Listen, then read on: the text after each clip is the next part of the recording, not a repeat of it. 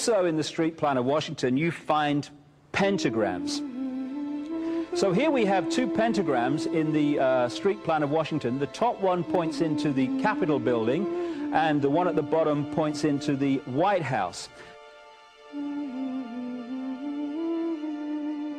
This is a political building, so we're told. In fact, it's a temple to a secret society, built by the Freemasons to a specific design, Congress, the Congress building. Where did it get its name from? Capitol Hill, from a sacred place of the Roman Brotherhood going way back called Capitoline Hill. And when Madeleine Albright, high priestess of this brotherhood, became Secretary of State, and she went across on her first overseas visit to Europe, she actually went to Rome and made an official visit, what for her would have been a pilgrimage to Capitoline Hill in Rome, and that's where we get Capitol Hill from. This is George Washington. In the last century, they decided they didn't have a decent statue of George, so instead of getting an American to produce one, they ordered it from Italy, from Florence. And when it arrived on the dockside, people were staggered, because here was George, the first president of the United States, depicted naked from the waist up with this cloth over his Bill Clinton's, and then pointing up one arm, pointing down the other.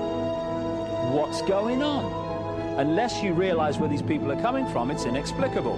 Well, if you just hold that in your mind, arm up, arm down, naked from the waist up, and then Bill Clinton's covered in a piece of cloth, well, this is where it's coming from. This is the ancient depiction of the compilation of the negative force symbol that the Templars worshipped, or the high-level Templars worshipped anyway, called Baphomet. And this is why that they depicted George Washington in that way.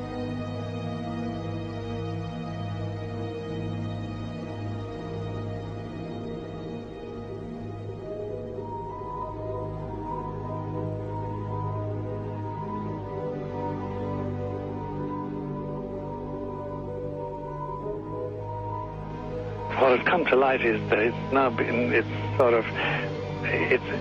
is not so surprising for a lot of people that there are covens amongst the very educated class, architects, doctors, lawyers, priests, brokers, and the leisure class.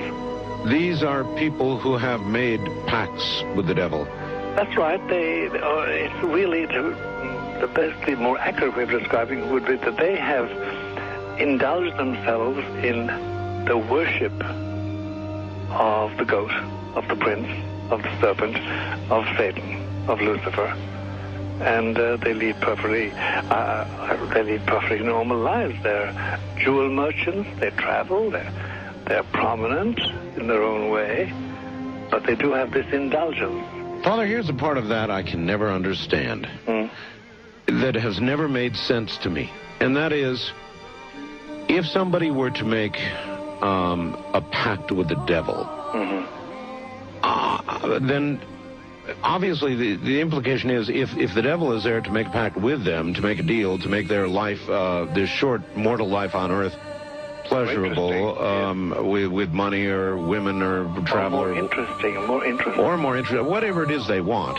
Yes. Then they are aware of the presence of the devil, and they are obviously aware then of the presence of God as well, and they nevertheless make a conscious, stupid, short-term, blind choice to take what they can get in this lifetime. And to embrace one, you must embrace the other. It's not like it's some wishy-washy prison. I know you do.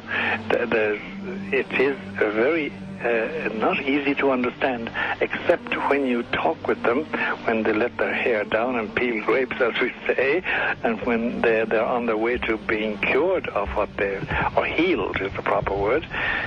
You find that there's an exhilaration and a satisfaction which is both sensual and sexual and mental when they really indulge in Luciferian worship.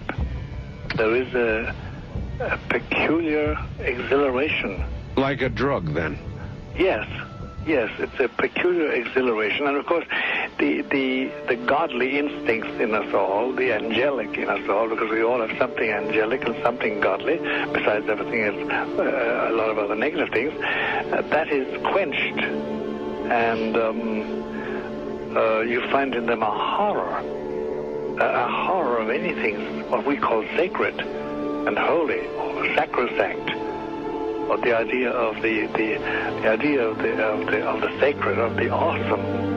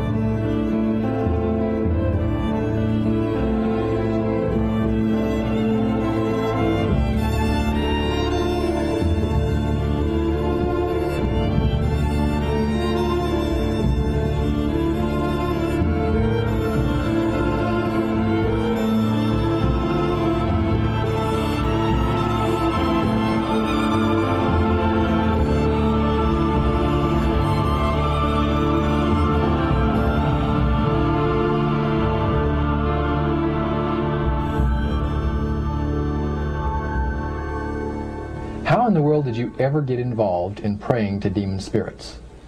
A fellow that had been on a particular ship with me, he told me, "Hey, I got something fantastic to tell you." He said, "I am affiliated with people that speak with the spirits of the dead. How would you like to talk to the spirit of your dead mother?" And I was shocked. I was shocked. He said, "You wouldn't be afraid of talking to the spirit of your dead mother, would you?"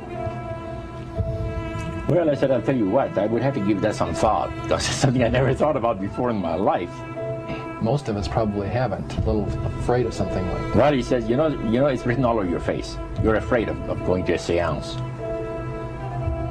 But he says, "I know you. You're going to come."